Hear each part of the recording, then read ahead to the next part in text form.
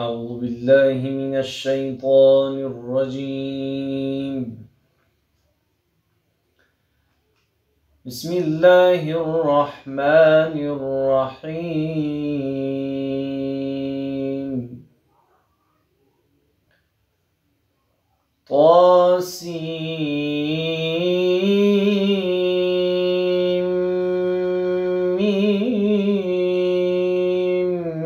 تلك آيات الكتاب المبين.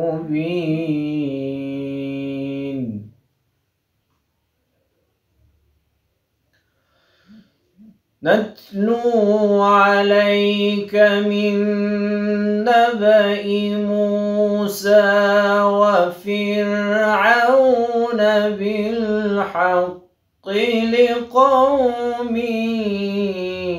يؤمنون. إن فرعون علا في الأرض وجعل أهلها شيعا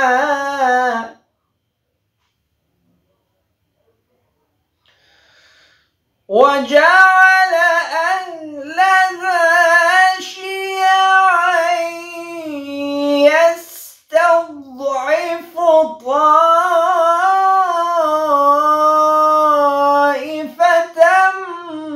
منهم يذبح أبناءهم ويستحيي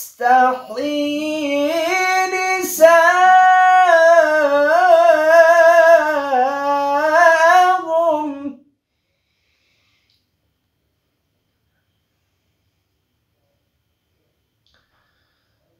إنه كان من المفسدين.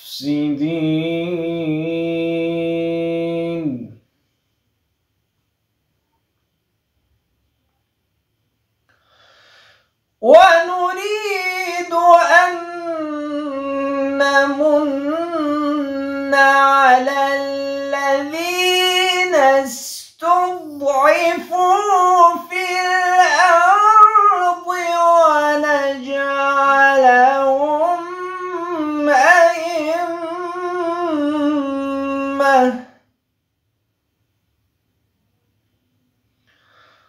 ونجعلهم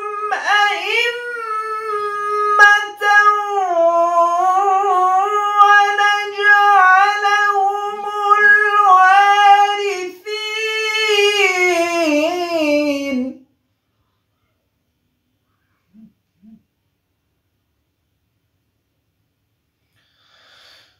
ونريد أن نمن على الذين استضعفوا في الأرض ونجعلهم أئمة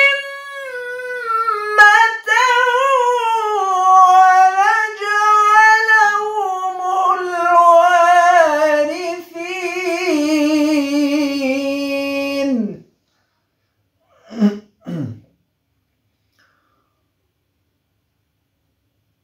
ونجعلهم أئمة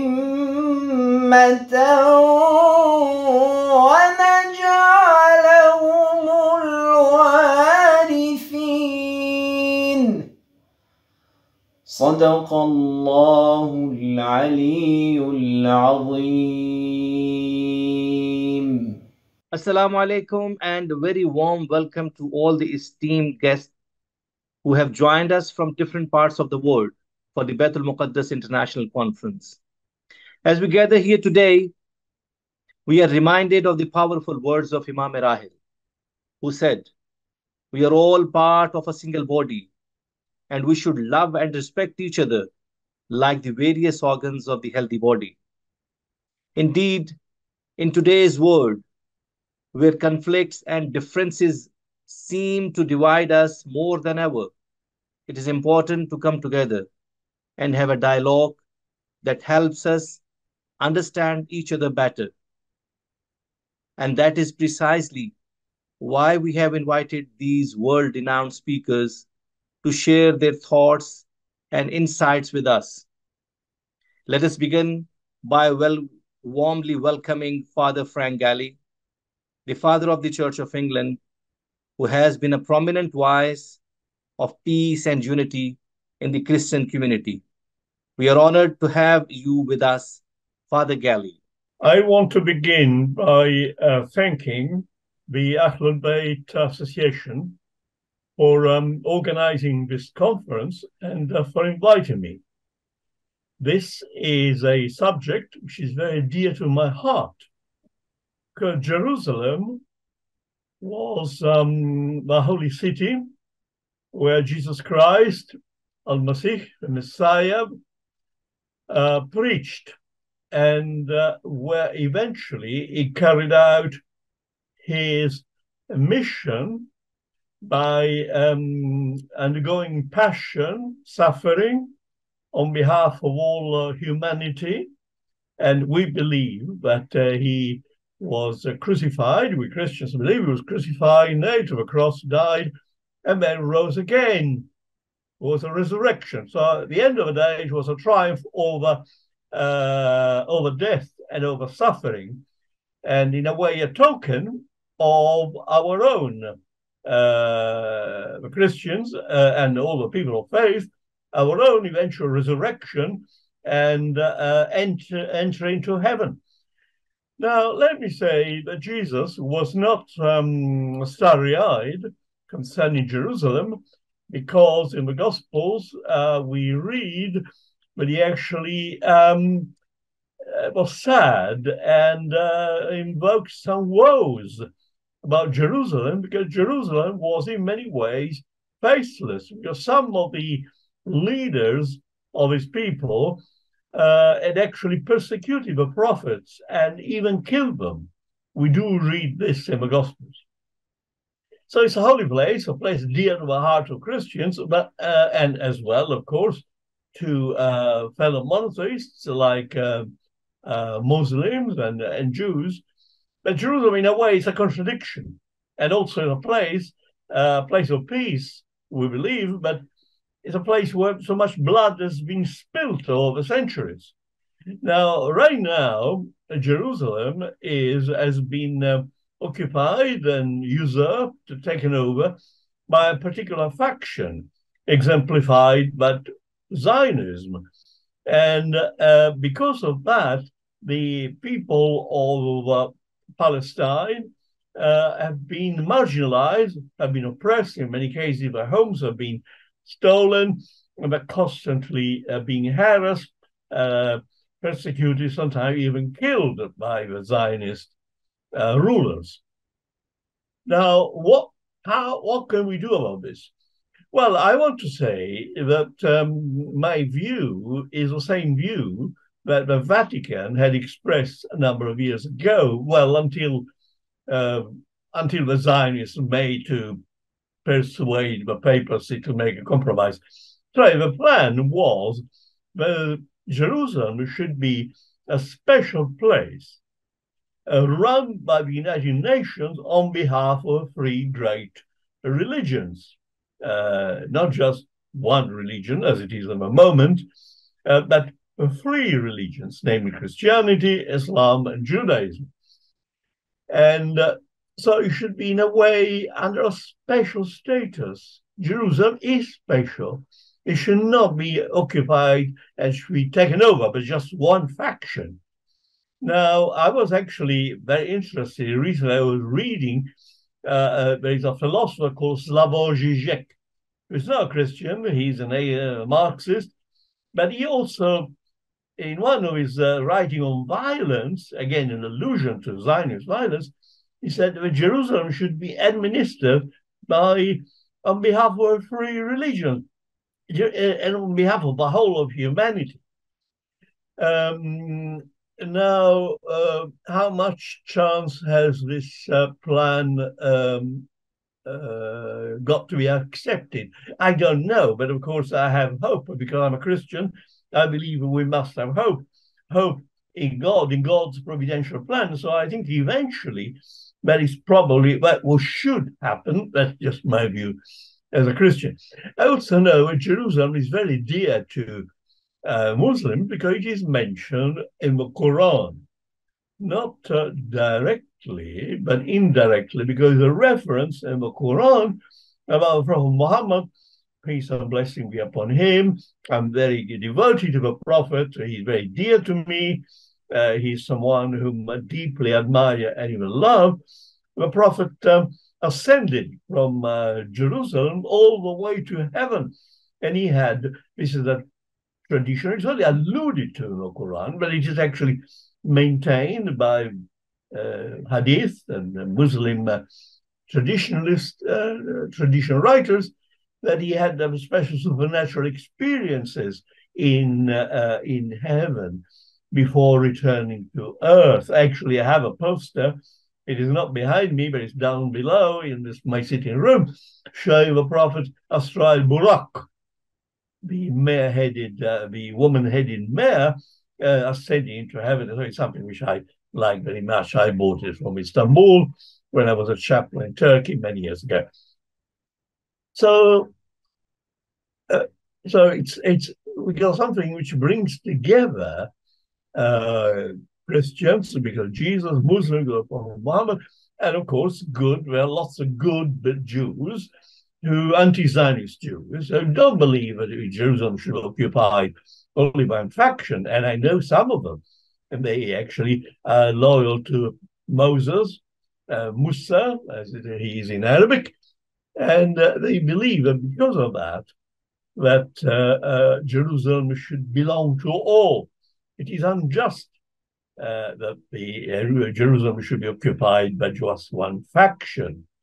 Now, some people believe in taking direct action in terms of violence.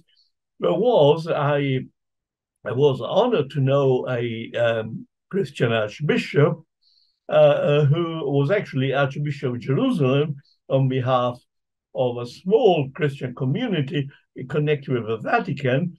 And this archbishop was an indomitable fighter for Palestinians, for Palestinian cause.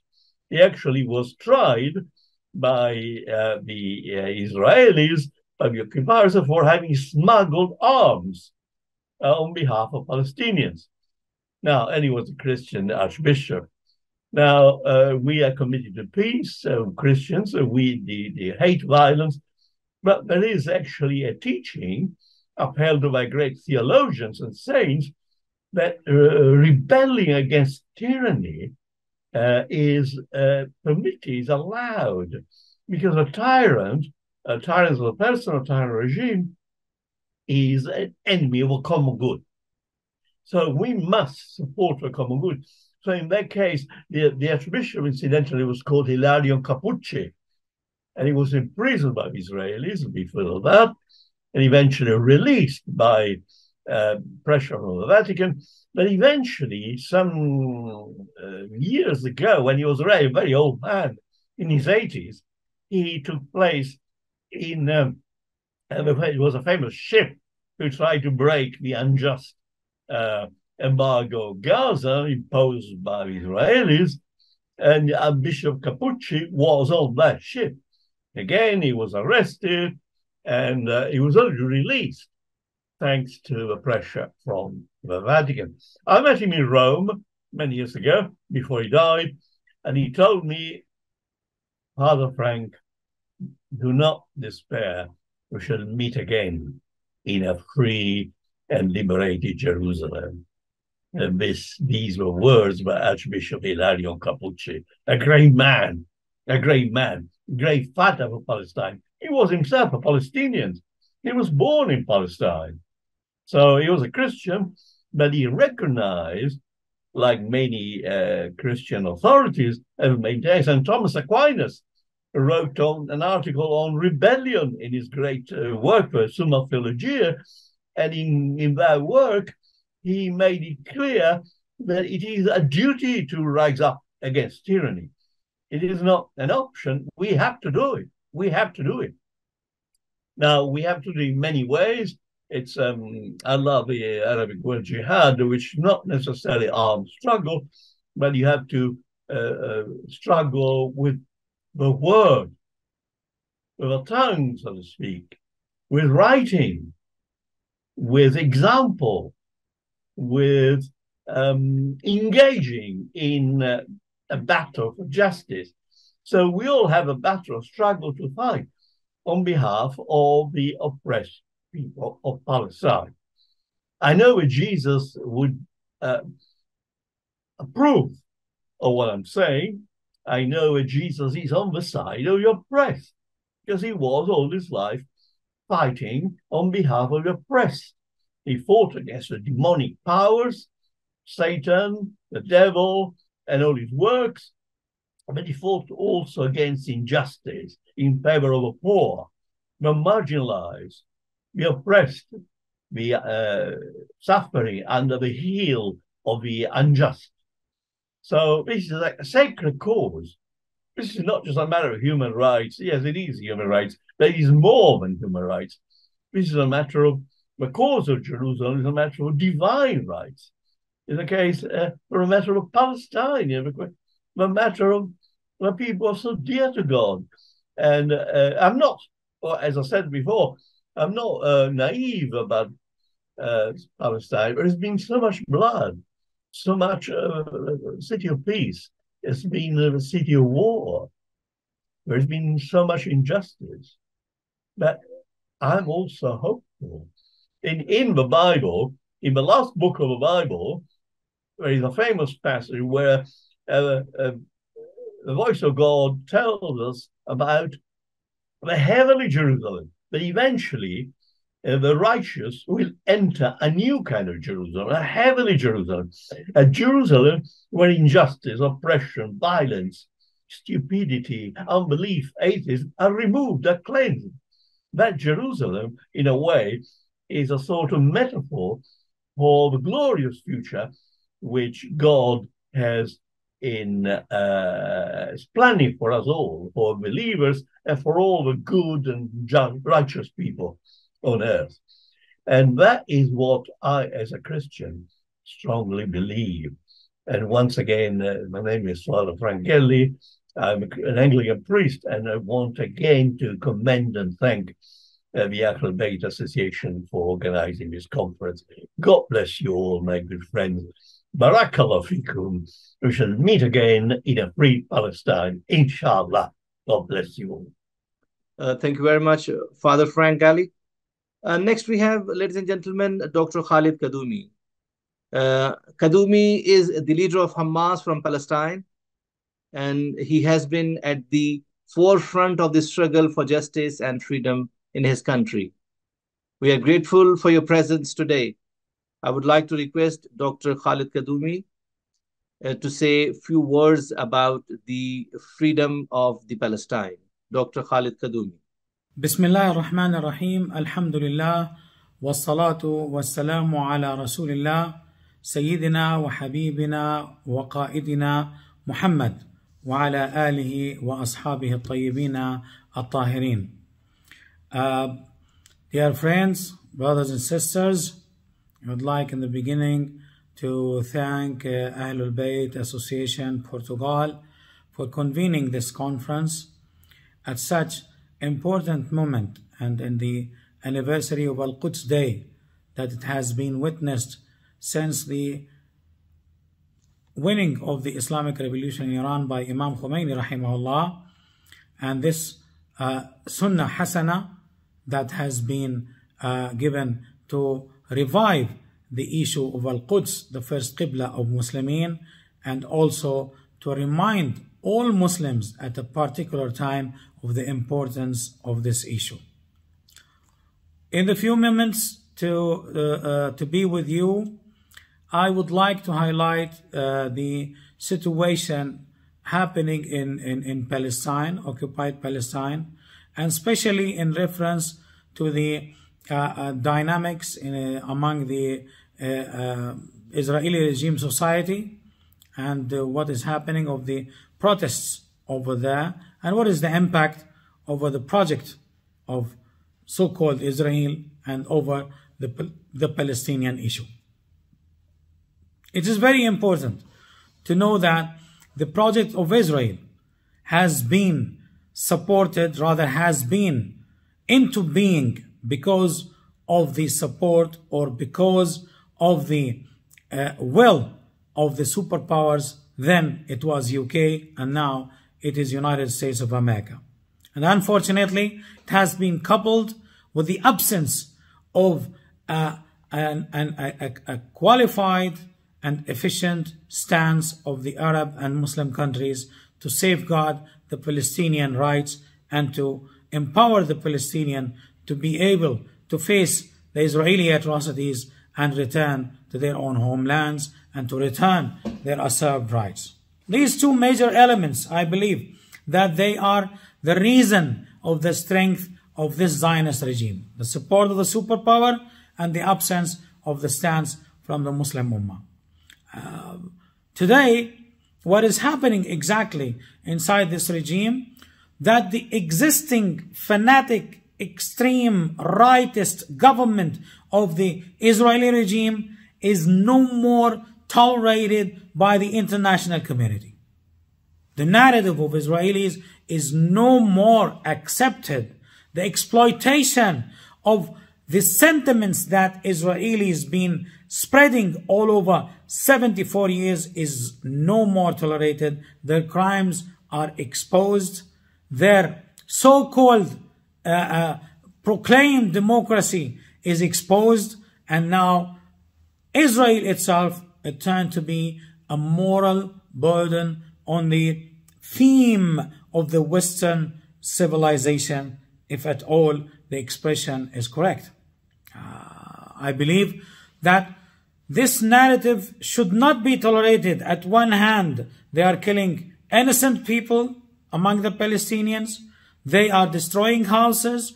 They are trying to attack over the holy shrines of the Muslims and Christians. Recently, the reports in Jerusalem that the settlers, Israeli settlers, are killing Palestinian Christians. They are attacking over the churches in Jerusalem.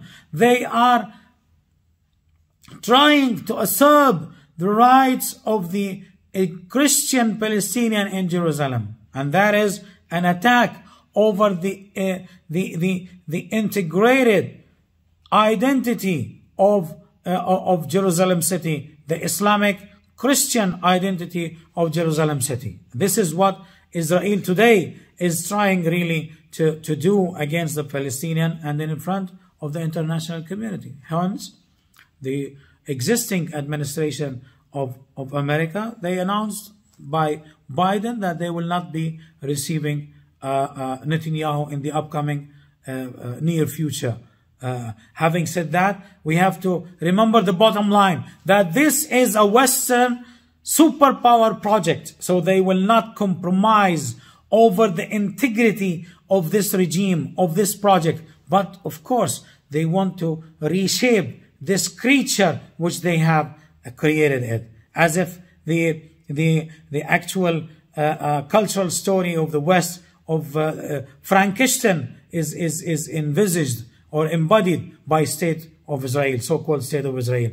This Frankenstein creature has been created by his master in the West from all evil powers, from different geographies of the world, and it happens that it is used as a tool to implement all evil whims and plans of this Western power whenever it is needed. Today, this evil creature is a burden over his master. So, the whims and the bad intentions of this Western power, unfortunately, is still there. So they wanted to safeguard this evil creature, but in different reform. So they might revolt against Netanyahu, and that's what has happened before. They supported some internal politics to support some political parties inside the regime previously against Netanyahu, but at the end of the day, again, why Netanyahu is refusing to receive, President Biden is refusing to receive Prime Minister Netanyahu of the Israeli regime in White House because of the internal conflict, and he is not doing the same when Netanyahu is committing crimes and killing our children in Palestine, in Gaza, in Jerusalem. They are besieging Gaza. They are allowing settlers. Today, they are claiming that there is a differences between military setup and the political setup inside Israel. This Ibn Gvir, the so-called Minister of National Security of Israeli regime, he is entering into Al-Aqsa Mosque, doing the sanctity of the shrines over there under the safeguard of the Israeli army and the Israeli police. The very organization where they are in differences because of their own internal politics, they are united against our own demands and committing atrocities. Ibn Gvir himself is supposed to face more than 53 criminal bails against him because of his violence approach and attitude against the Palestinian from the Israeli government itself, before the government of Netanyahu. So we are facing today a very complicated situation. What we are left for as a Palestinian? We have left to our destiny of resistance. A resistance today is a reaction to the evil action of occupation which being sustained, which being continuous against our own people in Palestine by the Israeli regime for the last 74 years. This is what's to be understood by the whole international community, by all brothers, by the elites, by the researchers that do not look to the action of the day, to the resistance action of the day. Look to the big picture that these crimes have been perpetrated against our own civilian people, innocent people for the last 74 years by the Israeli occupation. Freedom is the biggest right which has been granted by the international law and the human rights organizations. This very integral and basic right has been snatched from our Palestinian people by this Israeli atrocities and Israeli occupation. Today, we've decided to go on our own because the international community did not listen to us very well. They did not stop the atrocities of this regime, which they feel today that its very evil regime is a moral burden over their own Western civilization or Western culture. Today, what is required from all of us to get united at the regional level by a local network.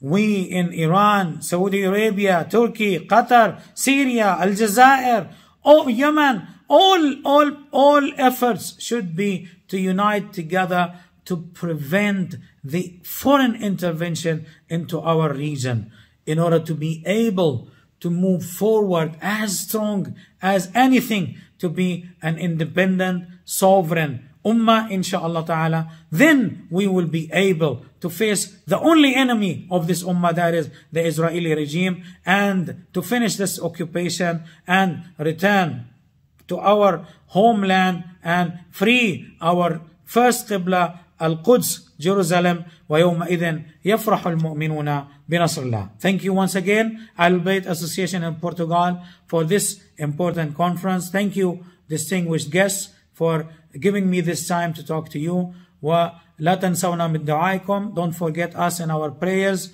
The Palestinian, they are in intense need for your support and your solidarity and your prayers in such blessed days of Ramadan. Wassalamu alaikum wa rahmatullahi wa barakatuh. We are also privileged to have with us Professor Dr. Fuad Ezdi. Dr. Fuad Ezdi is from Tehran University.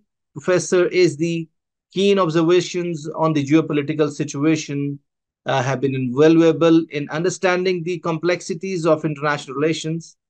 I would like to welcome Dr. Fuad Ezdi, a keen observer of the geopolitical situation in the region. Thank you, Dr. Fuad Ezdi. بسم الله الرحمن الرحيم. السلام عليكم. We need to thank the organizers of this event, the Ahl Bayt Association in Portugal and UK, for hosting the program.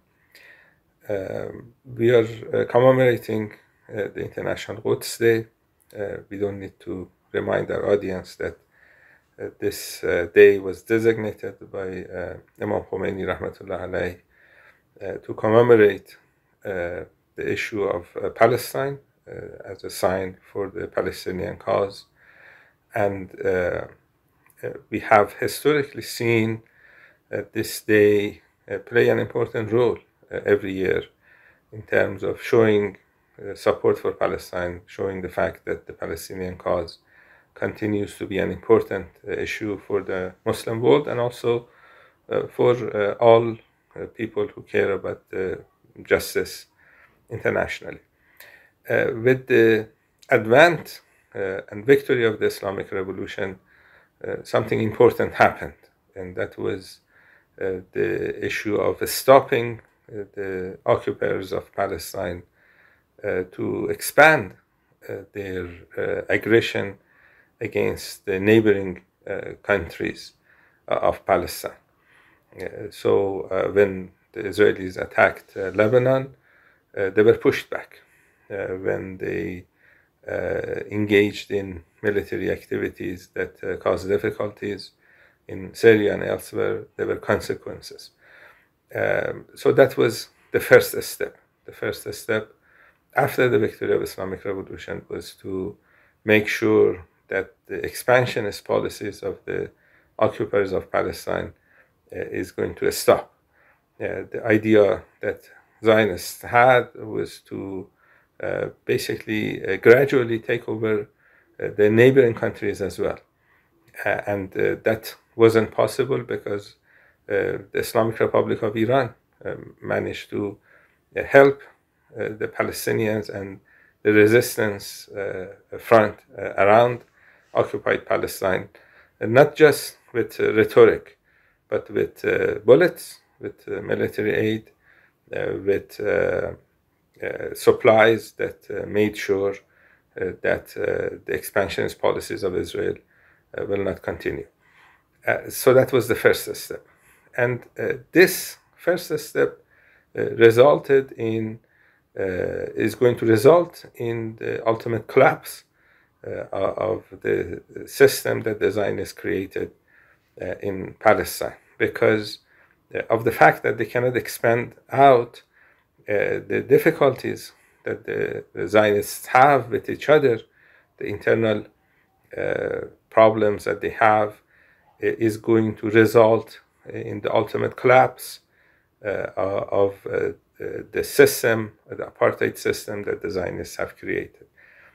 And the fact that the occupiers of Palestine have failed in their foreign policy, in their expansionist policies, is showing the people inside Palestine, the Palestinians whose land has been occupied, that it is possible to resist the occupiers. This has started with the people in Gaza. They realized that they can resist. They did, and that ultimately led to the Zionists leaving Gaza. And now, in the West Bank and in the territories that were occupied in 1948, we see a situation where people are taking up arms. They're defending themselves with weapons, and they're forcing the occupiers to leave the territories, seeing the example of what happened in southern Lebanon first, and then what happened in Gaza second. They realized that it is possible to engage the occupiers militarily, and they realized that the policies that thought you could negotiate with the occupiers and have some positive results have not materialized. They realized that the policy of negotiation was not going to help anyone except the Zionists. So with this realization, we see the current situation in Palestine, that the Palestinians are resisting and are resisting on a daily basis. And then we see the internal difficulties within the Zionist community, the religious Zionists and the non-religious Zionists, are resulting in what we have witnessed in the last number of months. And so if you go back to the content that was provided in this forum in previous years, speakers were predicting these difficulties to surface. And now we see that what was predicted before is actually taking place as we speak. The fact is that a lot of Zionists came to Palestine not because they really believed in the ideas of Zionism. They came to Palestine because they thought there is an economic opportunity for them. They thought this is a place that they can make more money. And once they realize that the environment in occupied Palestine is not going to be an environment that's going to be welcoming to them, they're going to leave. And that's one of the reasons we see this diverse immigration, people actually leaving, Zionists actually leaving Palestine. This process of diverse immigration is going to continue with the difficulties. The occupiers of Palestine have reached a situation where they cannot fix the difficulties that they have created. And the Palestinian people have fully realized that the only way to resist the occupiers is through resistance, military resistance against the occupation. And given these two facts, I think we can be hopeful that in the next number of years, hopefully next year, we can see Palestine free from occupation. The one-state solution is something that's gaining a lot of attraction. We have Israeli intelligence services realizing and announcing in their internal documents that the majority of people in Palestine are actually Palestinians. In 1948 territories, 1967 territories. Since 2020, in the last 3 years, majority of people who live in those territories are actually Palestinians. So if you have a vote, one man, one vote policy today, you will not have Netanyahu as prime minister. You will have a Muslim Palestinian as the elected representative of the people that live there. And the apartheid state can prevent creation of a true democracy in Palestine for some time, but not forever. It's going to be difficult for the Western backers of the Zionist regime to continue their policies of support as this apartheid state continues to cause difficulties for the indigenous people of that region. So the hope is that as International Quds Day continues, we will see the goals that this day commemorates and highlights is going to be realized sooner than later, inshallah. Thank you very much for the time. We have renowned Mazhar Barlas, a journalist and political analyst from Pakistan. Mr. Barlas' insightful analysis of the political situation has helped shape public discourse in his country. मैं शुक्रिया अदा करता हूँ जनाब मज़हर बरलास साहब का, पाकिस्तान के मारूफ anchor, तज्जिया निगार, कालम निगार, शायर, खुशामदीद कहता हूँ और आज की इस कॉन्फ्रेंस में उनसे गुजारिश करूंगा कि फ़लस्तीन के मौजू पर गुफ्तगू फरमाएं। बिस्मिल्लाहिर्रहमानिर्रहीम।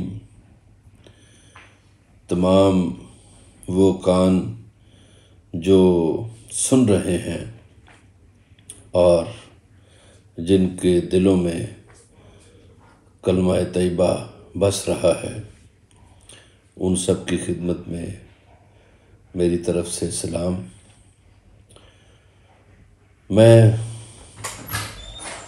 ये जो कॉन्फ्रेंस है बैतुल मुक़द्दस के हवाले से, یہ منعقد کرنے پر اہل البیت ایسوسی ایشن کا خاص طور پر شکر گزار ہوں کہ انہوں نے ایک ایسے مسئلے پر کانفرنس کا انعقاد کیا جو ہم سب کا مسئلہ ہے، جو پوری امت مسلمہ کا مسئلہ ہے، بلکہ اگر میں یہ کہوں کہ پوری انسانیت کا مسئلہ ہے تو اس میں شک نہیں ہوگا، کیونکہ بیت المقدس میں انسانی حقوق کی پامالی بھی ہوتی ہے اور وہاں شیرخوار بچوں کو موت کی نیند سلا دیا جاتا ہے، وہاں عورتوں پر اور بزرگوں پر بھی ظلم و تشدد ہوتا ہے۔ یہ درینہ مسئلہ امت مسلمہ کے لیے کاہش جاں بنا ہوا ہے، اور اس جو مسئلہ ہے اس سے کوئی ایسا حل نہیں نکل پا رہا۔ اس میں میں سمجھتا ہوں کہ امت مسلمہ کی غفلت بھی ہے، کاہلی بھی ہے، سستی بھی ہے، اور کہیں ہمیں یہ بھی ضرور یاد رکھنا چاہیے کہ مسلمانوں کا جذبہ حریت کہیں نہ کہیں کمزور پڑ چکا ہے۔ میں سرزمین فلسطین کے لوگوں کے جذبہ حریت کو سلام کرتا ہوں، مگر کیا کیجئے کہ نظر دوسرے مسلمانوں پر بھی پڑتی ہے، اور میں یہ کہنے پر مجبور ہوں کہ ہمارے مسلمان ملکوں میں بہت سے لوگ غافل ہیں، شاید لوگوں سے زیادہ بہت سے حکمران غافل ہیں۔ اور کیا ان لوگوں نے کبھی یہ سوچا ہے کہ یہ 60-70 سالہ زندگی، اس کے بعد خدا کے ہاں جواب دہ ہونا ہے سب کو؟ کبھی یہ سوچا کہ کیا ہم اللہ تعالیٰ کو یہ چہرہ دکھا پائیں گے جس میں یہ ہو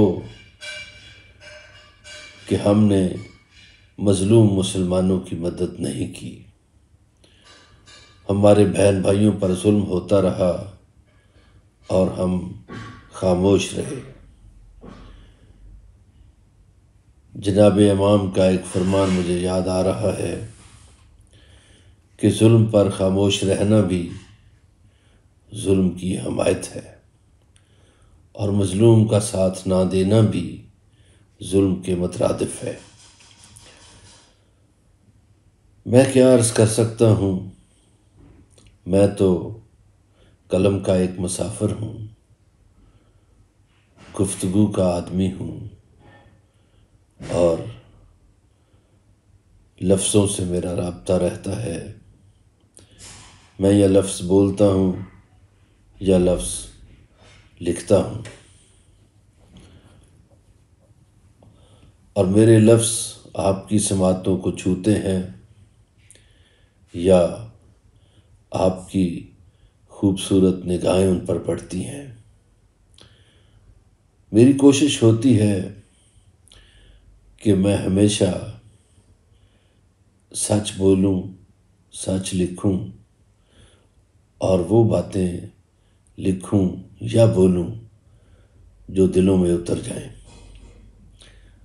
اور مجھے یہ بھی علم ہے کہ دلوں میں سچ کے سوا کچھ نہیں اترتا،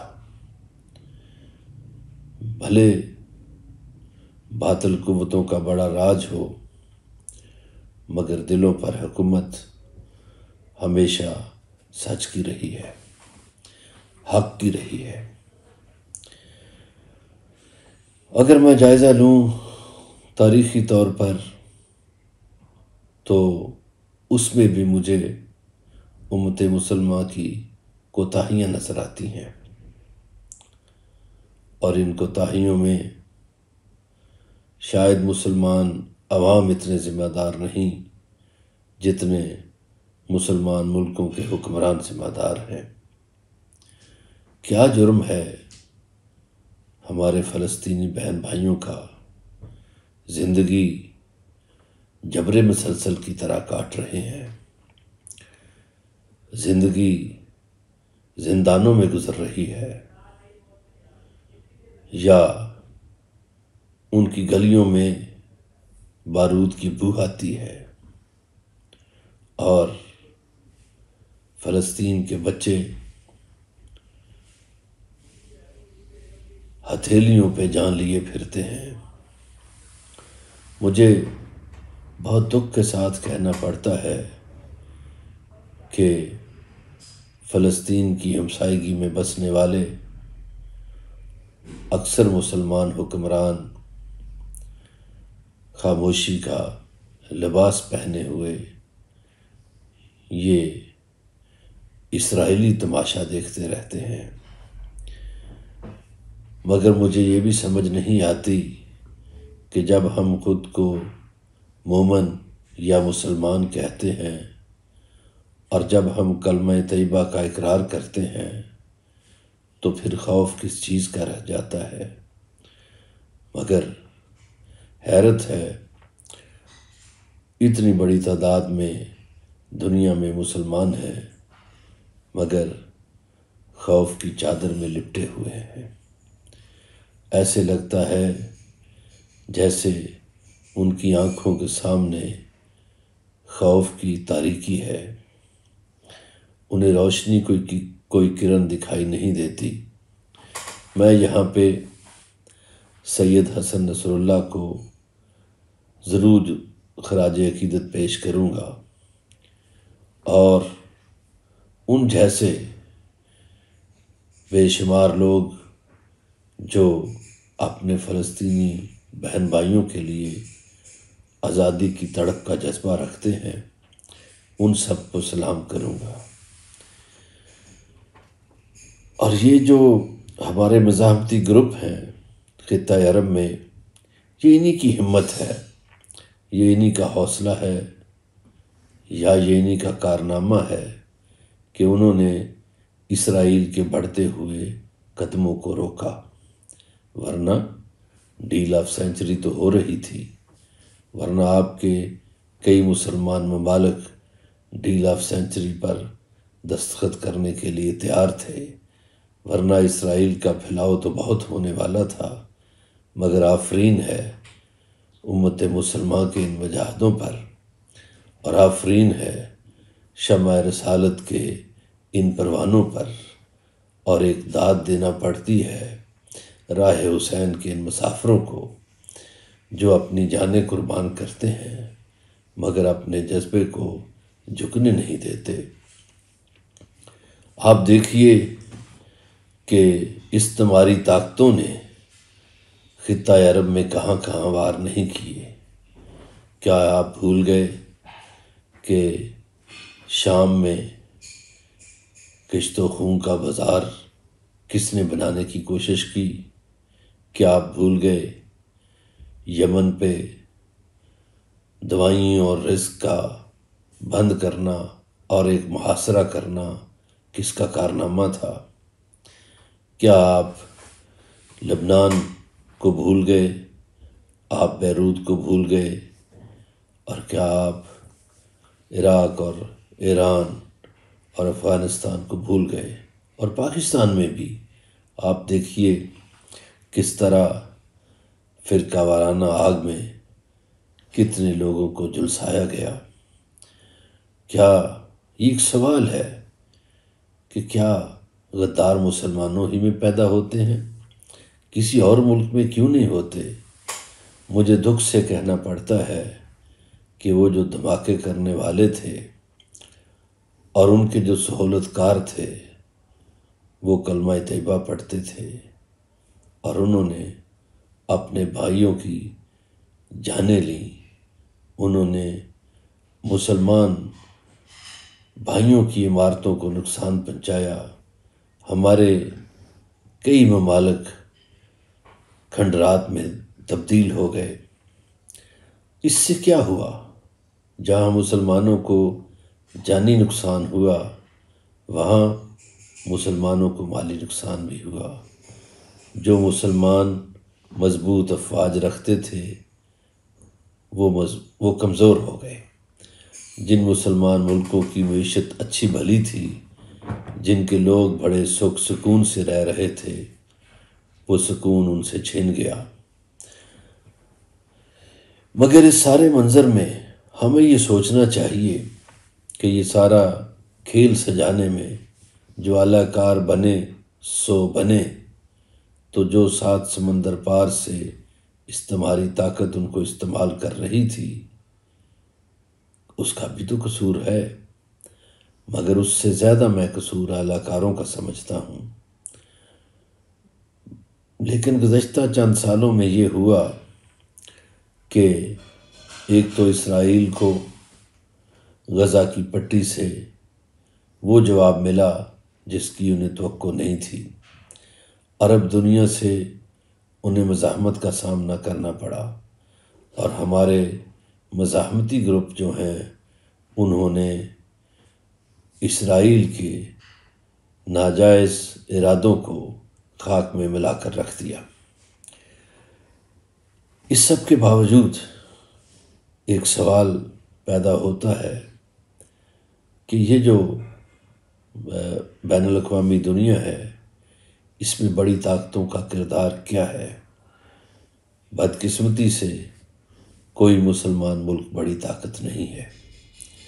ملکوں کی سیاست میں امریکہ، روس اور چین کا نام بہت لیا جاتا ہے۔ مڈل ایسٹ میں سمجھتا ہوں کہ جہاں مزاحمتی گروپوں نے کردار ادا کیا وہاں ہمیں روس کی وہ ہمدردیاں بھی نہیں بھولنی چاہیے کہ انہوں نے امریکہ کے ایک ہواری کے پنجے جو بڑھنا چاہتے تھے وہ نہیں بڑھنے دیے۔ اسی طرح چین نے معاشی محاذ پر ایک نکیل ڈال رکھی ہے۔ اب چونکہ ایک صلح کا موسم آیا ہے اور اس خطے کے 2 بڑے ملکوں یعنی ایران اور سعودی عرب کو ملانے میں چین نے کردار ادا کیا ہے۔ چین کے کردار سے ایک بات واضح ہوتی ہے کہ اس خطے میں امریکی پالیسی کمزور ہوئی ہے، ورنہ سعودی عرب کہاں صلح کرتا تھا، اور چائنا کے کہنے پر یعنی چائنا ضامن بن گیا سعودی عرب اور ایران کے تعلقات کی بحالی میں، تو اس کا مطلب یہ ہوا کہ اس خطے میں امریکی قدم ڈگمگا گئے اور چین کے قدم جمنے لگے۔ اب امریکہ اور چین میں ایک بڑا فرق ہے۔ امریکیوں نے ہمیشہ جنگوں سے کمایا، امریکی ہمیشہ اپنے دوستوں کو بھی لڑاتے رہے، امریکی ہمیشہ اسلحہ بیچنے کے بہانے ڈھونڈتے رہے۔ امریکیوں نے ملکوں کو لوٹا اور اس لوٹ مار میں انہوں نے دنیا پہ جنگیں مسلط کی، مگر چین اس سے مختلف ہے۔ چین ملکوں میں بندرگاہیں بنا رہا ہے، چین ملکوں میں منصوبے بنا رہا ہے، چین ملکوں میں سڑکیں بنا رہا ہے، چین دنیا کی رہنمائی کر رہا ہے۔ تو ہمیں اس وقت یہ جو بدلتی ہوئی صورتحال ہے، یہ جو مغرب سے عالمی طاقت شفٹ ہو رہی ہے مشرق کی طرف، ہمیں اس وقت مشرق کے ساتھ کھڑا ہونا چاہیے، چونکہ مشرق کی سوچ امن کی ہے، آزادی کی ہے، سکون کی ہے اور صلح کی ہے، جبکہ مغرب کی سوچ جنگوں کی ہے، جنگوں سے لوٹ مار کی ہے۔ اور آپ دیکھیے کہ گزشتہ نصف صدی میں یا بلکہ اس سے بھی زیادہ سال آپ چند اور ملا لیجئے کہ مسلمانوں کا خون بہا، مسلمان ملک برباد ہوئے، مگر انہیں کہیں انصاف نہیں ملا، کوئی وہاں مداخلت نہیں روک سکا۔ یہ بھی یہاں مذاق ہوتا رہا کہ ملک ہمارا تھا، قابض کوئی اور ہو گیا، اور جو قابض ہوا اس نے خوب لوٹ مار کی۔ مجھے تو اقوام متحدہ کو بھی یہ کہتے ہوئے عار محسوس نہیں ہو رہا کہ اقوام متحدہ بھی مسلمان ملکوں کے ساتھ انصاف نہیں کر سکی۔ اس تنظیم نے مسلمان ملکوں کی تباہی پر عجب طرح سے خاموشی اختیار کیے رکھی۔ اس تنظیم نے انسانی حقوق کی پامالیوں کو نہیں دیکھا، اور خاص طور پر امریکی اشاروں پر جو انسانی حقوق کی تذلیل اسرائیلی کرتے ہیں اس کو سینے سے لگائے رکھا، اور وہاں بالکل ایک ڈٹھائی کے ساتھ اس تنظیم کا روپ نظر آیا۔ میں تو کبھی کبھی سوچتا ہوں کہ جیسے اقبال کہا کرتے تھے کہ تہران ہو مشرق کا جنیوا، یعنی دیکھیے علامہ اقبال کی رحمۃ اللہ علیہ کی سوچ، کس قدر ویژنری آدمی تھے، کس دور میں وہ کہہ رہے تھے، اور آج وہ باتیں ان کی سچ ثابت ہو رہی ہیں۔ تو مسلمان ملکوں کو حالات کی اس گردش میں اس بات پہ غور کرنا چاہیے کہ کون انہیں آپس میں لڑاتا ہے، کون ان کے ملکوں میں خون ریزی کا بندوبست کرتا ہے، کون ان کے ملکوں کو برباد کرتا ہے۔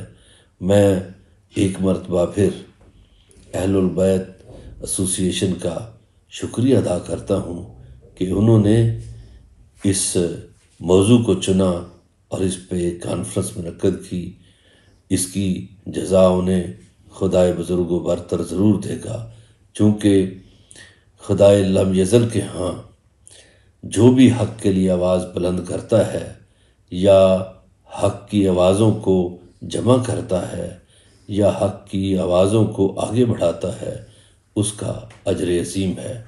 تو اللہ تعالیٰ اس اجر عظیم سے نوازے ان تمام منتظمین کو۔ بہت شکریہ۔ Ladies and gentlemen, joining us from Portugal is Mufti Sheikh David Munir, the Grand Imam of Portugal. Mufti Sheikh Munir has been a beacon of wisdom and guidance for the Muslim community in Portugal. We are delighted to have with us today in our international conference. I would like to request Mufti Sheikh Munir to say a few words regarding the Palestinian and Baitul Muqaddas. Thank you, Mufti Munir. بسم الله الرحمن الرحيم رب اشرح لي صدري ويسر لي أمري واحلل عقدة من لساني يفقه قولي. Assalamu alaikum wa rahmatullahi wa barakatuh. First of all, we are thankful to the Ahlul Bayt Association of Portugal requesting us to participate in this conference or to say something about Quds, and especially what is been happening for the last few days. If you look at the history, we may say Islamic history to be more basically, we know that unfortunately the Muslim Ummah have all the ingredients to be strong, but we are not. Why Quds is one of the holiest places, I don't have to inform you because majority of the people, they know it. It was our first Qibla. And it is a place where a lot of prophets and messengers went through. And obviously, we all had the same respect for Quds. And we will have it. Quds, it is in our heart. And it will maintain, inshallah. Maybe the way we act or the way we react But as I was saying, we have all the ingredients to be the most powerful nation. When I mean powerful, does not mean that to frighten people or people to be scared. No, no, no. Islam is the opposition. Islam wants you to feel peace. That is the meaning of Islam. Islam means peace. Islam means to live in a place where you feel comfortable. And Islam does transmit this peace. So what I mean to say is, we have the ingredients and we are not using it. Okay. I mean, if you look at ourselves, okay, as a Muslim, obviously, there is a lack of accepting the other. I'm not saying that the lack of understanding, okay. We are very much limited in our comfort zone. We don't respect others. We don't even try to hear his opinion, what he has to say. So, unfortunately, we are assisting. I mean, there is no words to explain. Okay. Obviously, we were all, for about one year, we are all concerned about Ukraine, the war in the Ukrainians. We have to help the Ukrainians. We have to help the Ukrainian government to fight the Russians. I'm not saying that it has to be a war. No, I'm against. Okay. But if we compare the attitude of some countries with some people and with some places, the only word which comes in my mind is hypocrisy, munafiq. Well, the politicians, the leaders, they have to be munafiq, they have to be hypocrite to maintain in power. But not all, obviously, then people may misunderstand me. But there is lack of sincerity in the politicians, lack of humanity, okay? And we speak about the war in Ukraine, and we are ignoring the brutal massacre, occupation of Palestine. We are speaking about it and nothing else. I mean, there is no changes. And day by day, the people of Palestine are suffering more. And we are just watching, like a statue. Now, it is painful, obviously. If it is it is not only a political problem in my point of view, and obviously I'm just giving my point of view and you are not obliged to follow my point of view. Obviously you have your own point of views.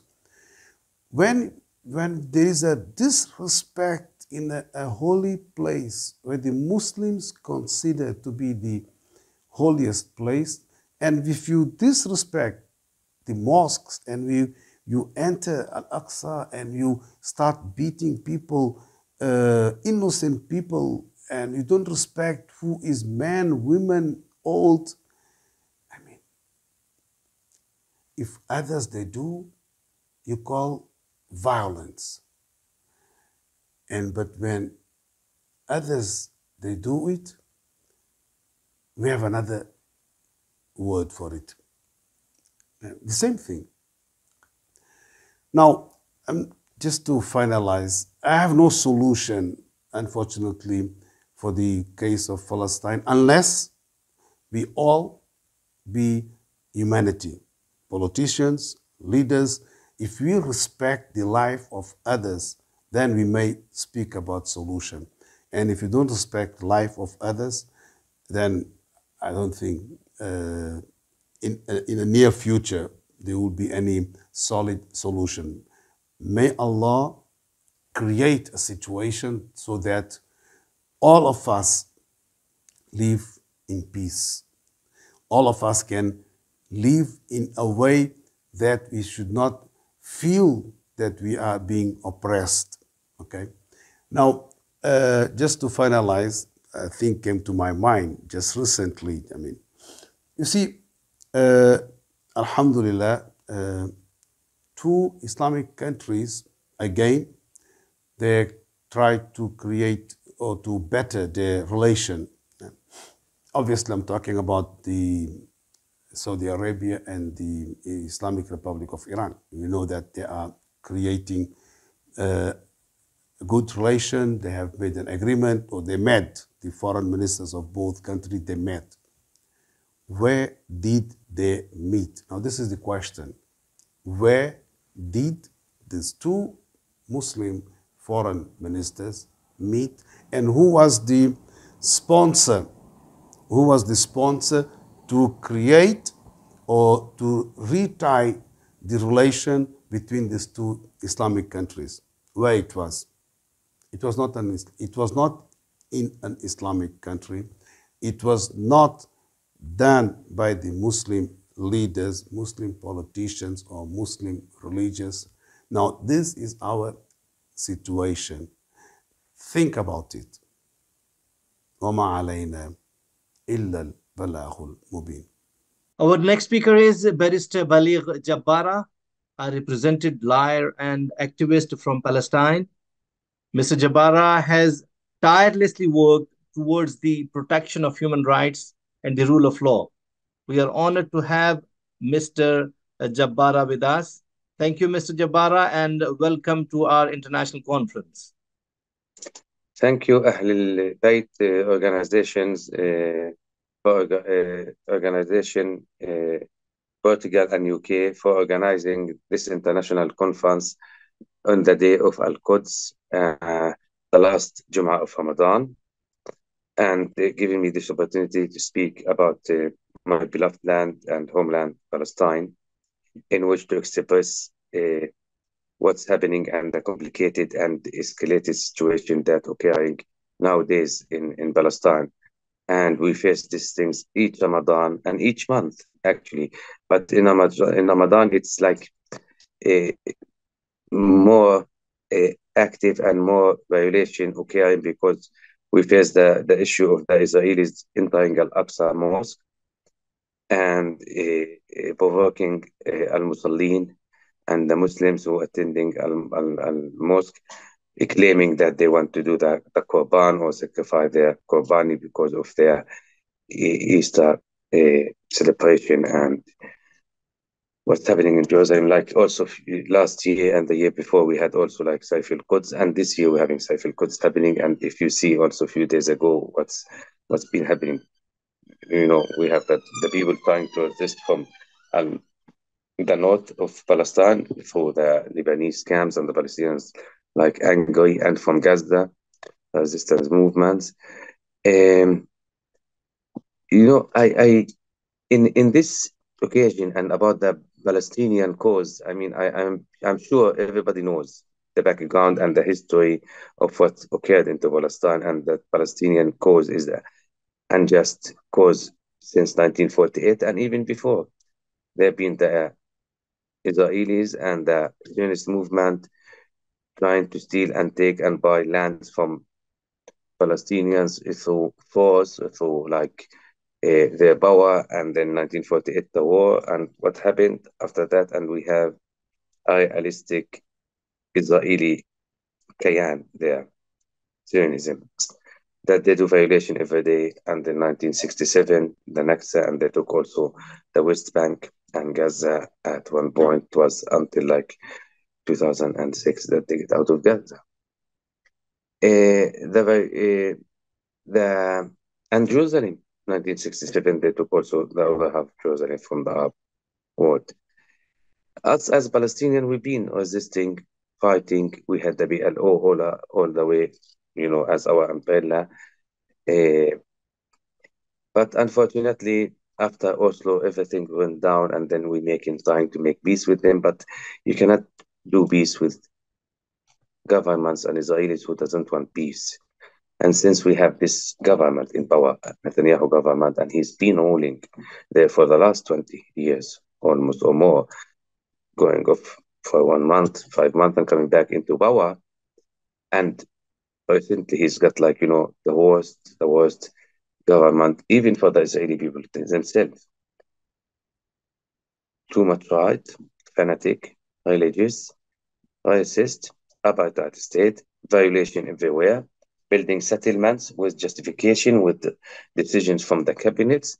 And I mean, even in the time of Trump, Netanyahu was in power and he was violating every time. The violation going on and on and on for years and years.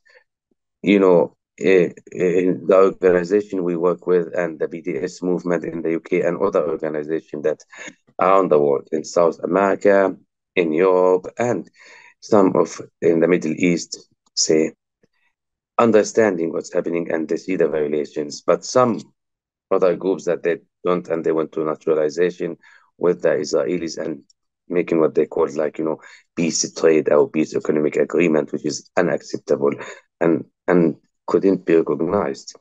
The only way for the Palestinians and for us to get what is belong to us and what is our land, Palestine, is to resist this occupation and this violation and to stop what's going on there. Because you cannot gain by accepting and giving up and letting go, which is it's a shame. It's a shame that we have given too much, and it's been also taken from us too much, which is at the end of the day, the Palestinian people are fed up and they want to live, but they cannot live with no dignity and no respect to themselves and to their own people and their own land. That's what we're saying also to the Palestinian Authority to come forward and agree to united with the Hamas and Jihad and work together as one group with Fatah movement, Hamas, Jihad, all the Palestinians groups under the BLO umbrella or under whatever umbrella to make sure that we are unified before the enemy. And it's obvious those people are our enemies. We're not going to go to the peace negotiation or sit with them in the same table again and talk about peace after killing our people in Naples, in Jenin, everywhere. I mean, everybody understands what's going on, but nobody's taking a move like a serious or actual move to stop this happening. Even Netanyahu, nobody's stopping them. Government of Ben Gvir and other people who's getting into Al-Aqsa now every few days. Apart from those Palestinians, young guys, and then also women's and kids stopping for them in Al-Aqsa and Bab al-Amud. And the Sheikh Jarrah last year. And this year, always. They're doing violation and trying to get also to Sheikh Jarrah now and take lands and build what they call their own land or what settlements.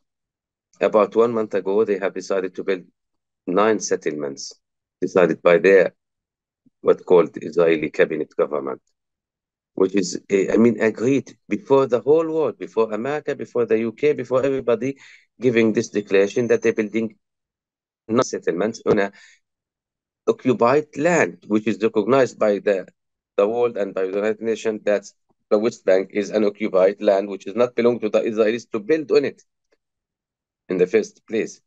Instead of solving the problem, the Israelis, they're just making it bigger and bigger, and then they unsolve it. We have settlers in the West Bank, and we have problems with them. We have settlers around all of Jerusalem, and they're starting to take more lands and more lands from us. And also, yeah, in London, everywhere in the world, in most of the capitals in Europe, we go the last 5 days to talk. And if Al-Quds Day, and we talk about Jerusalem, and we do everything about Jerusalem. So to what extent we can we can work together. We have to be unified as Muslims and as Arab. But no, the only problem that what I see it is like within the Palestinian leadership that we have to get one unity of Palestinian working together for the best interest of Palestine and the Palestinian people. Our problem is with our leadership, either Palestinian leadership and the leadership also of our boards, that they're not also helping, most of them. To an extent, I mean, in Palestine, we have also now Ramadan, Easter for the Christians, and the Christians also facing a lot of difficulties in Palestine. Unfortunately, not a lot of people know what the Palestinian Christians face, who are nationalists and they love Palestine and they are Palestinians. The Israelis, they don't care who they make a violation against as long as he's saying he's Palestinian or with Palestine. I mean, a lot of colleagues or co-workers with me in the issue of Palestine and the BDS have not been allowed to go into Palestine and visit, And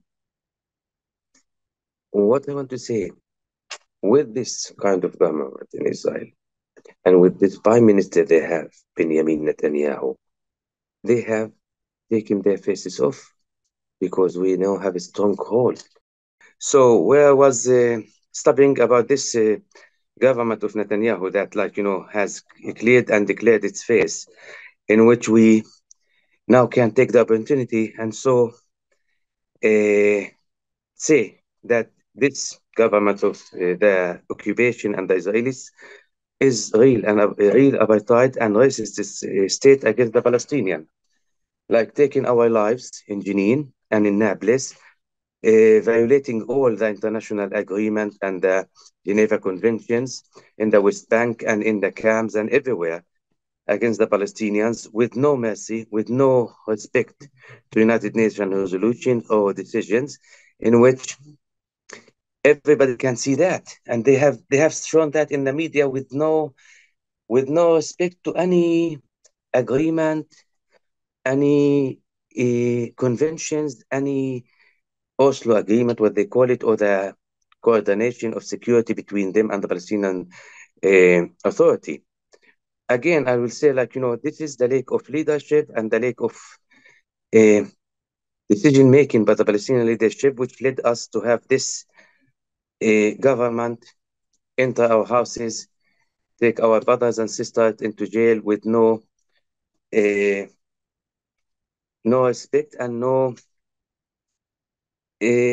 fear of the international community or understanding what the consequences may be, because they have they have nobody to prevent them from doing so. Actually, at one point, we had even the Brits or the EU or the United Nations to say something, but now what they're saying, only they condemn what's happening in Palestine and they condemn what the Israeli government is doing by bit, but they cannot see the whole situation and the whole things in the ground, what's happening by the Israeli government. I mean, if it comes to me as let's say I'm not Palestinian and I'm like you brothers and sisters, supporting the Palestinian cause and understand what's happening there, it is a just cause. And I'm working with the British people, with even Jewish, who's against the Zionism and against the Israeli violation in Palestine.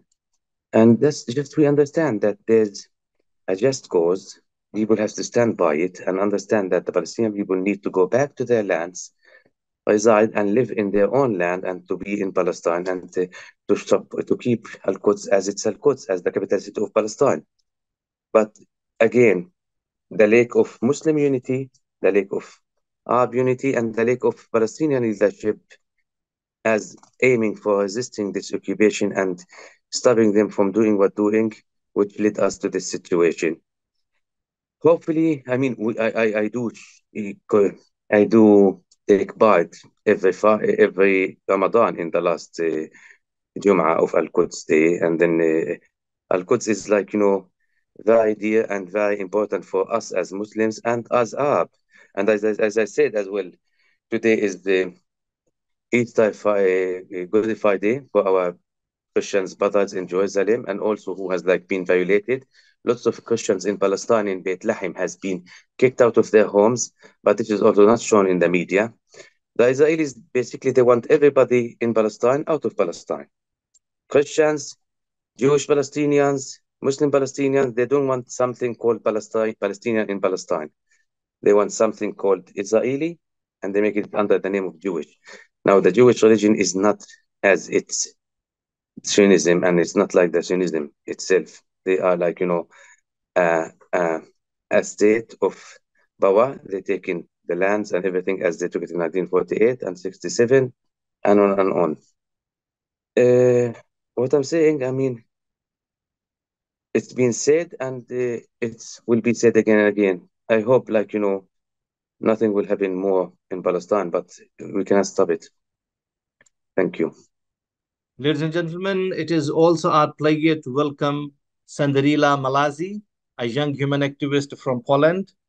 Ms. Malazi's passion for social justice and equality is truly inspiring.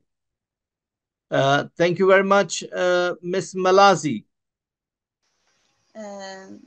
Assalamu alaikum. First, I want to thank you for the invitation and thank the Ahlul Bayt Association in Portugal and UK for organizing this video conference and for keeping alive the tradition of remembrance of Palestine case on Al-Quds Day, which was initiated by Ayatollah Khomeini.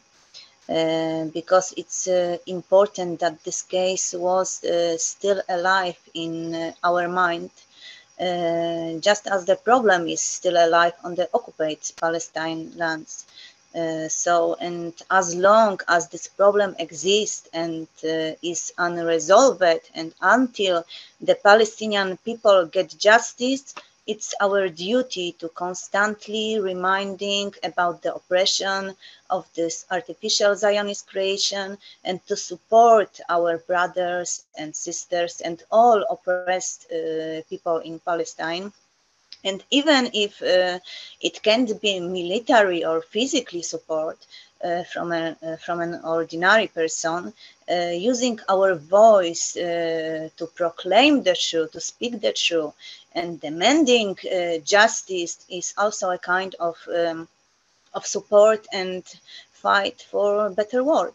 Because in this way we don't allow the memory of the Palestine to be perished. The same as every year during the Ashura or Arba'in, we don't let the memory of Karbala to be perished. So therefore, we must cherish this memory and to show enemy that we are here and we will not give up until the final collapse of this terrorist state and the final victory of truth over falsehood. So Israel is satanic state. It's a bandit creation founded on massacre of the civilians and banished them from their homes. Civilians who, in reflex of their humanity, opened their arms to them, and this is the way, unfortunately, how Jewish guests treated their host and repaid them back for their help. So, but their greedy didn't end here. We remember, like after Six-Day War in 1967, apart from the West Bank and Gaza, they also occupied Sinai and Syrian Golan Heights, extending their fake borders on other Arab states. So it can indicate that the plan to create so-called Great Israel is still alive in their crazy minds. And of course, when United Nations issued resolution which clearly say that Jewish settlements are illegal and Israel must withdraw from the occupied lands, they declared in their arrogance that they're not gonna abide any resolutions of United Nations, and they even trying to blackmail the United Nations Council in their madness. I want to mention the hypocrisy of the Zionists related to my country, Poland. So I will back a little to the history, to the Second World War, when Poland was under German occupation, and Poland was totally ruined, especially after Warsaw uprising. The capital city suffered huge losses. And in that time, the Germans set up a concentration camp and labor camps in Poland, which was originally built for Polish people. And Polish people were the dominant group of prisoners there, especially in the first period of this operation. And mostly there was Polish soldiers or political prisoners, and Jews began to be brought there more in later years. And of course, we had in that time some community, also Jewish community in Poland, but their nationality was Polish because Zionist creation didn't exist in that time. So it was Polish Jewish. It was 1939 till 45.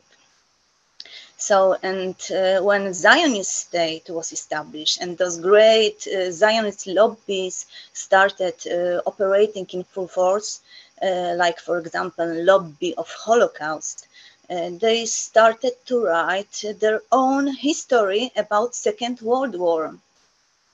And they usurped the concentration camp as if they were only victims of this war, and started blaming the Polish people for their misfortunes and inventing these fake stories that Poland was taking part in the Holocaust. It was from their motivation was political reason to exert them more international pressure as a form of blackmailing for their robbery. I will tell you for a moment why robbery in Poland, but first I want to mention a short story about their passion to falsification of history also. So a few years ago, I remember we made the protest in front of the Zionist embassy after another attack on Gaza when many civilians died. And some guy, some Jew was there near to embassy, and he approached us and he approached me. And after a short conversation, I found out that he studied in Israel, he lived there, and he asked us why we are protesting.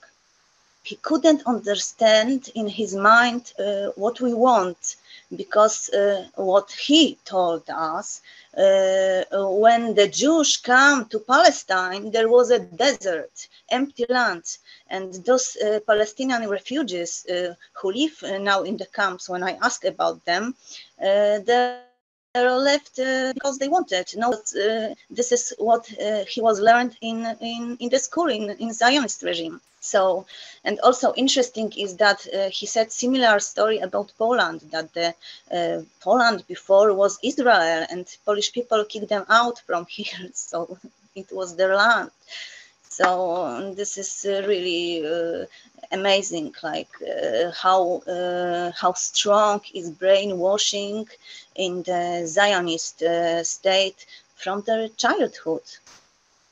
So, and they write this all fake stories.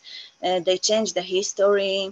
And many years after the war in Poland, when the witnesses of the Second World War and the victims of the war already died, the Zionist government demands compensation from Poland for the lost property of Polish Jews. Property which was destroyed by Germany during the war, and which Polish people rebuilt with their own hands after the war. And also they demand compensation for Jews who didn't leave behind any inheritor, any children, any family.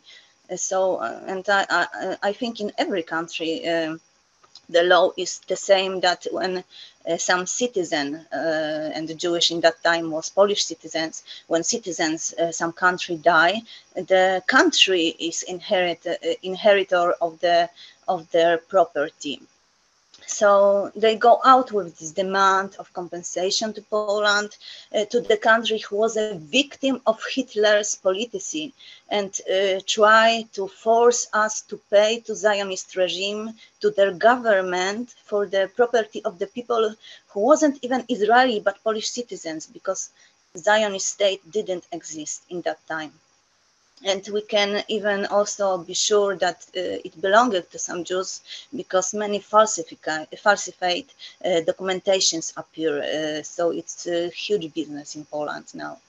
And this is another example of Zionist gangster mentality and hypocrisy, because they build their satanic regime on the massacre of Palestinian civilians. They steal their land and houses, and they don't give the Palestinians the right to compensation for the property which they have stolen, and they don't give them the right to return to their land from which they expelled them, but in the same time they demand money from the country which didn't hurt them at all, and don't own them anything.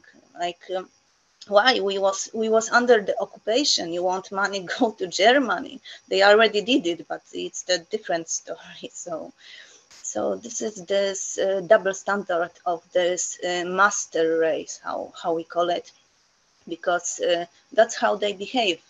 Like they was the chosen ones. They better than the rest of humanity. So, and in the conclusion, this is clear that Zionists don't want a peace. They never wanted the peace.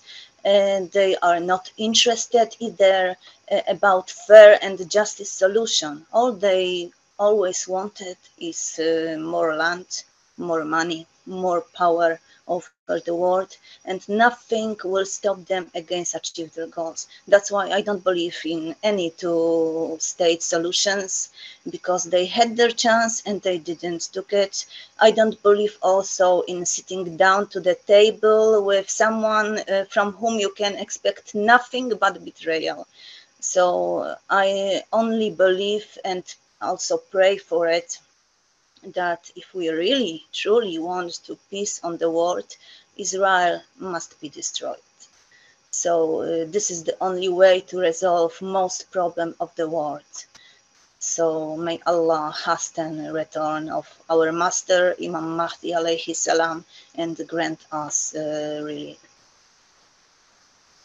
And last but not least, we have Allama Amin Shahidi, the founder and head of Ummat-e-Wahida Pakistan. Allama Shahidi's vision for a united and peaceful Pakistan is truly remarkable.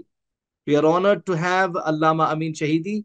हम शुक्रिया अदा करते हैं अहलुल बैत association और अपने media partners की तरफ से जनाब अल्लामा अमीन शहीदी का, कि उन्होंने अपनी रमज़ान की मसरूफियात में से वक्त निकाला हमारे आज की इस कॉन्फ्रेंस के लिए। मैं उनका शुक्रिया भी अदा करता हूं और उनसे गुजारिश करता हूं कि आज के इस मौजू पर गुफ्तगू फरमाएं जनाब अल्लामा मोहम्मद अमीन शहीदी। औज़ु बिल्लाहि मिनश शैतानिर रजीम बिस्मिल्लाहिर रहमानिर रहीम व बिही नस्तईन। मैं अहलुल बैत एसोसिएशन का शुक्रगुज़ार हूँ कि उन्होंने आज की इस खूबसूरत तकरीब का एहतमाम किया है और एक ऐसे मौजू पर किया है जिसकी हैसियत भी आलमी है और ज़रूरत भी अक़वाम आलम को है। फ़लस्तीन और क़ुद्स का मौजू किसी ख़ास मुआशरे, किसी ख़ास कौमियत या किसी ख़ास ज़बान और नज़रिए से मुताल्लिक़ नहीं है। फ़लस्तीन इंसानी मौजू है, उसी तरह जिस तरह से मस्जिद अक़सा पर सहीयोनियों का कब्ज़ा इंसानी मौजू है। गुज़श्ता तकरीबन 7 दहाइयों से جب سے صہیونی حکومت تشکیل پائی، جب سے فلسطین کی اس مظلوم سرزمین سے مظلوم فلسطینیوں کو در بدر کر کے پوری دنیا میں منتشر کر دیا گیا، جب سے برطانیہ اور یورپ نے فلسطینیوں کے حق پر ڈاکہ ڈالنے اور عالم اسلام کے سینے پر خنجر گھونپنے کے لیے صہیونی حکومت تشکیل دے کر اس سرزمین کو ان کے مرکز کے طور پر منتخب کیا، اور اس کے نتیجے میں لاکھوں فلسطینی دنیا بھر میں دربدر ہوئے، اور اب بھی ان کی 6ٹھی، 7ویں، 8ویں نسل پوری دنیا میں دربدر ہے، سیریا میں، اردن میں، افریقی ممالک میں، یورپی ممالک میں۔ لیکن وہ کون سی آگ ہے جو فلسطینی قوم کو اب تک اپنے کاز کے ساتھ، اپنی زمین کے ساتھ، اپنے عقیدے کے ساتھ اور اپنی ویلیوز اور اقدار کے ساتھ وابستہ رکھے ہوئے ہے، اور ہر روز گرنے والے خون کے باوجود نہ ان کے حوصلے میں کمی ہے، نہ ان کی ہمت میں کوئی کمی نظر آتی ہے، بلکہ اس کے برعکس ان کا چھوٹا سا بچہ بھی پوری طاقت کے ساتھ، پوری جرأت کے ساتھ صہیونیوں کے مقابلے میں غلیل لے کر توپ کے سامنے، ٹینک کے سامنے، مشین گنوں کے سامنے، کلاشنکوفوں کے سامنے اور سر سے پاؤں تک مسلح اسرائیلی فوجیوں کے سامنے پوری طاقت اور پورے جذبے ایمانی کے ساتھ کھڑا ہوتا ہے۔ یہ ان کے اندر موجود مظلومیت اور اس مظلومیت کی دی ہوئی طاقت ہے۔ فلسطین مظلوم رہا اور آج بھی مظلوم ہے، اور سب سے بڑی مظلومیت ان کی یہ ہے کہ ان کا خون گرتا بھی ہے اور اقوام متحدہ تماشائی اور خاموش نظر آتی ہے۔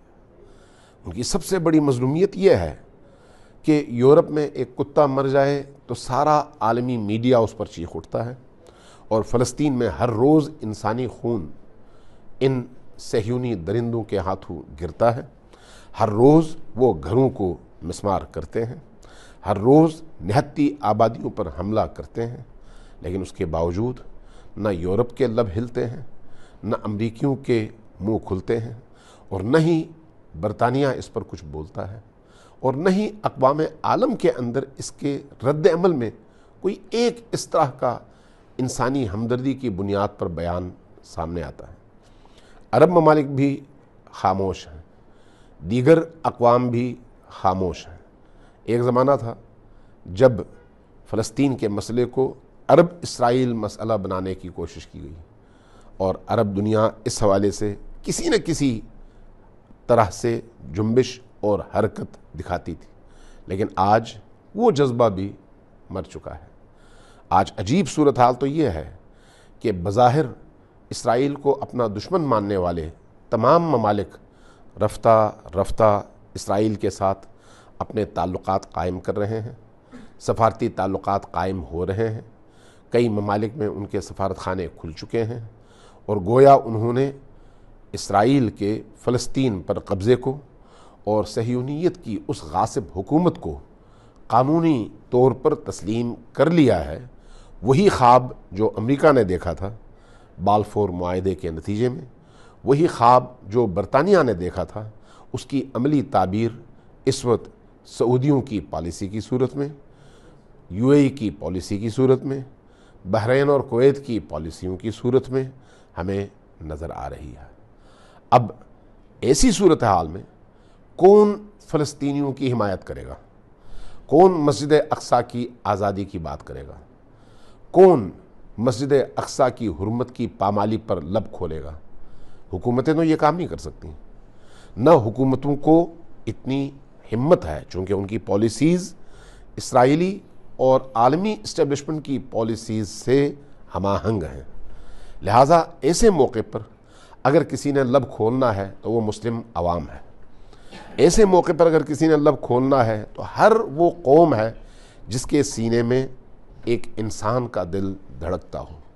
اگر ایسے موقع پر مظلوم کی حمایت کرنی ہے تو ہر اس شخص نے کرنی ہے جو بغیر تفریق مذہب، مسلک، دین اور جغرافیہ کے انسانیت کے نام پر جینا بھی چاہتا ہو اور انسان کی انسانیت کو بچانا بھی چاہتا ہو۔ ایسی صورتحال میں امام خمینی کی بارگاہ میں ہزاروں بار سلام عرض کروں گا، جنہوں نے فلسطین کے موضوع کو ہمیشہ ایک نئی زندگی دینے کے لیے رمضان المبارک کے آخری جمعے کو فلسطینیوں سے مخصوص قرار دیا، بیت المقدس سے مخصوص قرار دیا، اور ہر سال آخری جمعے میں پوری دنیا کے اندر مظلوموں کی حمایت کا جذبہ رکھنے والے انسان، چاہے وہ کرسچن ہوں، مسلمان ہوں، یہودی ہوں، حتیٰ جن کے دلوں میں مظلوم کی حمایت ہے وہ نکل آتے ہیں، جن کے دلوں میں غاصب اور ظالم سے نفرت ہے وہ نکل آتے ہیں۔ تو گویا ان فلسطینیوں کی حمایت اللہ کے مظلوم بندوں کی حمایت ہے، ان فلسطینیوں سے اظہار یکجہتی مظلوموں سے اظہار یکجہتی ہے۔ چاہے کوئی بھی قوم ہو، انسانی فطرت ہے ظلم سے نفرت کرنا اور مظلوم کی حمایت کرنا۔ تو اس حوالے سے میری بھی ذمہ داری ہے، آپ کی بھی ذمہ داری ہے، ہر مسلمان کی بھی ذمہ داری ہے، ہر انسان کی ذمہ داری ہے کہ فلسطین کی حمایت میں لب کھولے، فلسطین کی حمایت میں قلم اٹھائے، فلسطین کی حمایت میں جہاں جو کچھ کر سکتا ہے وہ ضرور کرے۔ آج کی یہ کانفرنس اس حوالے سے ایک انتہائی خوبصورت اور انسان دوستانہ قدم ہے۔ یہ کانفرنس اپنی ذمہ داریوں کی ادائیگی کے لیے ایک اٹھتا ہوا قدم ہے۔ اس طرح کی کانفرنسیں منعقد ہونی بھی چاہیے اور اس سے آگے بڑھ کر انسانوں کو بیدار کرنا چاہیے۔ ان دنوں جو کچھ فلسطین میں ہو رہا ہے، جو کچھ ان دنوں مسجد اقصی میں کیا گیا ہے، گزشتہ ان ایام میں، ان 4-5 دنوں میں، اسی ہفتے کے اندر جس طرح سے صہیونی درندوں نے جوتوں سمیت مسجد اقصی کی حرمت کو پامال کیا، چھوٹی چھوٹی بچیوں پر بھی رحم نہیں کیا، روزہ داروں پر رحم نہیں کیا، قرآن پڑھنے والوں پر رحم نہیں کیا، مسجد کی اس مبارک اور مقدس فضا کے احترام کو پامال کیا، گولیاں بھی چلائیں، لوگوں کو زخمی بھی کیا، حتیٰ نماز پر کھڑے لوگوں کو دھکے دے کر مسجد سے نکال کر مسجد پر تالا لگانے کی کوشش کی۔ تو یہ انسانی بنیادی ترین حقوق سے بھی نہ صرف انحراف ہے بلکہ شدید ترین پامالی ہے۔ اور ایسے موقع پر اقوام متحدہ کا خاموش رہنا، اور اگر کسی ایسے عالمی ادارے کی طرف سے فلسطینیوں کی حمایت اور اسرائیلی اقدامات کے خلاف کوئی قرارداد پیش کرنے کی کوشش کی جائے تو امریکیوں کا فوری طور پر اس قرارداد کو روک دینا اور یورپ کا اور برطانیہ کا اس قدم کی حمایت کرنا اور مظلوم فلسطینیوں پر ہونے والے ظلم اور ستم پر صرف خاموشی نہیں بلکہ ظالم درندوں کی حمایت میں عملی اقدامات کرنا بتاتا ہے کہ اب چاہے حکمرانوں کی صورت میں درندے ہوں، چاہے فوجی طاقت کی صورت میں درندے ہوں، چاہے عالمی اسٹیبلشمنٹ کی صورت میں درندے ہوں، چاہے عالمی اس سرمایہ دارانہ نظام کے پیچھے چھپے ہوئے درندوں کے بھیانک چہرے ہوں، ان کو بے نقاب کرنے کا وقت بھی آ گیا ہے اور ان کے مقابلے میں عالم انسانیت کو جگانے کا وقت بھی آ گیا ہے۔ عالم انسانیت یعنی تمام اس طرح کے امتیازات سے بالاتر ہو کر بات کرنا جو ہمیں تقسیم کریں، چاہے وہ جغرافیائی تقسیم ہو، چاہے وہ دین اور عقیدے اور نظریے کی تقسیم ہو، چاہے وہ جلد کی، پوست کی، شکل کی اور زبانوں کی اور کلچرز کی تقسیم ہو، ان تمام تقسیمات سے اٹھ کر فلسطینیوں کی حمایت کرنا اور مسجد اقصی کی آزادی کے لیے مظلوم کا ساتھ دینا، یہ گویا انسانیت کی خدمت ہے اور انسانیت سے اپنی یکجہتی کے اظہار کا بہترین طریقہ ہے۔ تو آج ہماری یہ سب سے بڑی ذمہ داری ہے کہ ایسے موقع پر ہم اپنے زندہ ہونے کا ثبوت دیں۔ ہمارے زندہ ہونے کا ثبوت کیا ہے؟ صرف ٹی وی سکرین پر اس طرح کے مظالم دیکھ کر افسوس کہہ کر کف ملنا اور خاموش اور اپنی روٹین کی زندگی گزارنا نہیں ہے، بلکہ اس ظلم کے خلاف آواز اٹھانا، اس ظلم کے خلاف آواز بلند کرنا اور سوئے ہوئے لوگوں کو جگانا، لوگوں کے اندر غیرت کو جگانا، لوگوں کی حمیت کو جگانا، ظلم سے نفرت کا احساس پیدا کرنا، ظالم سے نفرت کا احساس لوگوں کے اندر پیدا کرنا، اور مظلوم کی حمایت کے لیے انسانوں کو ذہنی طور پر تیار کرنا، یہ میری انسانی ذمہ داری بھی ہے اور نظریاتی ذمہ داری بھی ہے، ہم سب کی یہ ذمہ داری بنتی ہے۔ اگر ہم اس پر خاموش رہے تو اس کا مطلب یہ ہے کہ ہم میں اور جنگل کے ایک جانور میں کوئی فرق نہیں ہے۔ جنگل کے اندر جب کسی ایک جانور پر حملہ ہوتا ہے تو اس کے ہم نوع دیگر جانور ظالم اور حملہ آور جانور کے خلاف صف آرا ہو جاتے ہیں، حتیٰ جانوروں میں بھی یہ احساس موجود ہے۔ تو پھر ہم جانور تو نہیں ہیں، ہم انسان ہیں۔ اللہ نے ہمیں عقل و شعور دے کر انسان بنا کر اس دنیا میں پیدا فرمایا ہے۔ امیر المؤمنین علی ابن ابی طالب علیہ السلام کا کلام ہے، فرمایا اللہ تکن عبد غیرک وقد جعلک اللہ حرا، غلام نہ بنو جبکہ اللہ نے تم کو آزاد پیدا کیا ہے۔